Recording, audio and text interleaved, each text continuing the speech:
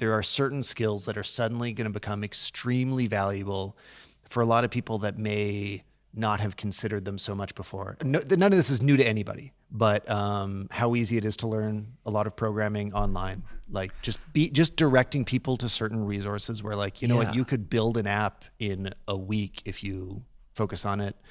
I think it's interesting that you say none of this is new to anybody, because I think probably you and I have drunk the Kool-Aid so much that we think, obviously you have to start a blog online. Obviously just learn HTML and CSS, make a website in a day, and then learn PHP or JavaScript or Python, and then you can make anything in the world you want. And ultimately, all of these web apps are just a series of database queries, and it's all like, this is the stuff that you and I know about. But it is absolutely mind-blowing to people who haven't come across the ideas yet. So I think if you were to make a video about this, sure, like a lot of your audience is quite techie, but there would be some people who'd be like, oh, you know what? I never knew that I should start a blog. I never knew what HTML and CSS were. And I think, 100% are worth starting that conversation. I'm sure there's a lot of people out there right now that are like, you know, I just lost my job and I don't understand anything about tech. Like I'm not comfortable approaching technology. I know how to use my computer, but I never considered a tech job. Suddenly, every job is going to have a tighter relationship with tech. And it doesn't necessarily mean that you will be building those apps, but that if you're uncomfortable with your computer, if you can't problem solve it, for example, I mean, even just when something's going wrong with it, if you're afraid to dig into the system settings or copy paste command line prompts, or, you know, any number of things, if you are afraid to do it, that's where you're going to have a bigger issue moving forward. If you are nervous every time you launch a video chat because you're like, oh, is this thing on? And you don't understand when your mic is echoing or what might give feedback, or it is so powerful to just get comfortable with that stuff, because all I know about the future of jobs is that all those things will become much more important. I don't know anything else about it. I don't know where you're going to be able to go get your new job, but I do know that if you're not confident in this kind of stuff, you're going to have a harder time. One thing I'm often saddened by is when there's people like that I meet at work who are sort of my age, who seem to have taken on their parents' or grandparents' mantle of, oh, I'm just not good with technology. And I always like, oh, dude, like the fact that you're telling yourself that story, it's going to be so bad for you later in life. Like, please, come on. And people are like, oh, you know, I still type using two fingers. Like everything you do on a computer becomes significantly easier when you can type reasonably quickly. That's such a good way to phrase it too, is like telling yourself that story.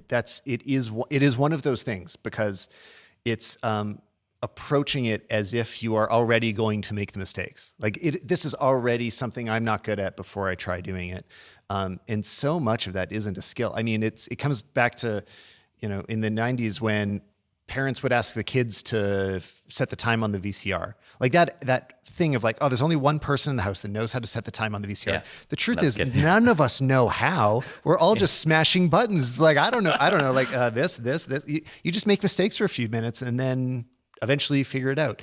And I think it is whether you just have that little bit of extra, I mean, it's such a small barrier of confidence to be like, I'm just willing to make a mistake with this. I'm willing to like slightly break it or do it wrong in order to learn it. That is so crazy valuable now more than ever. Like I say, there are so many people out there that have that attitude you're just describing, where it's like, you know, I'm not the kind of person that is good at this, because I've heard that all my life. I don't know why people take that on, but. This is kind of one of the reasons why I always kind of recommend to people that they learn how to code. Because you know, fine, it's 2020. You don't really need to know how to code. There's all these hashtag no code tools. You can make a website with Squarespace and Wix, blah, blah, blah. But even so, I think learning how to code and building your own stuff is one of the quickest kind of feedback loops you can get in recognizing that everything is figure outable. And when you do that a few times, I taught myself to code in inverted commas when I was like 12 years old, and I would do freelance web design and all this stuff on getacoder.com and try and undercut all the Indians, which would always fail.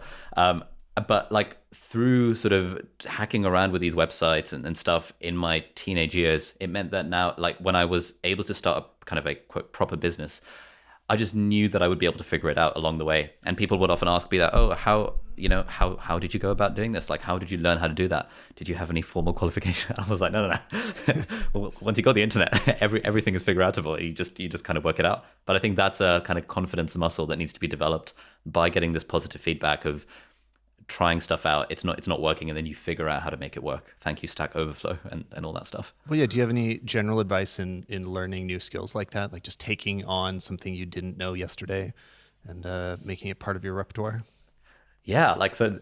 This is one of the things where that I really want to sort of push on my channel a lot more. This idea that it's just really fun to acquire loads and loads of different kind of skills, especially the ones that can synergize together. Like, for example, being good at using a computer, being good at making stuff look pretty, like design, public speaking. These are skills that no matter what field you're in, you can put some baseline effort into improving at them, and then just everything gets better.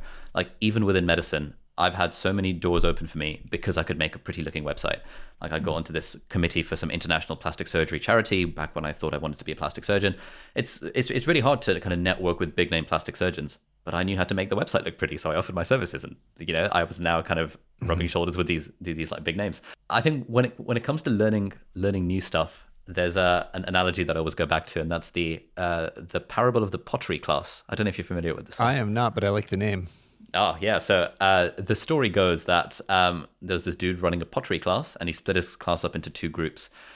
One group had to spend 30 days on a single pot, trying to make the best pot that they could. The other group had to make 30 pots over 30 days, so one pot every single day. And at the end, the judges worked out what the best pot was. And without exception, every single best pot came from the group that made 30 rather than the group that focused on one. And so when it comes like I'm trying to learn music production these days, and it's very easy to fall into the trap of thinking, okay, I need to learn all of this stuff and perfect my one song. But actually, I know what I need to do is I just need to make a song a day, make a song every single day, shove it on my Instagram story or on IGTV, or even potentially my YouTube channel at some point. But IGTV is sort of less of a bar, and then I know I'll just get better. But so that's what I need to keep on reminding myself of.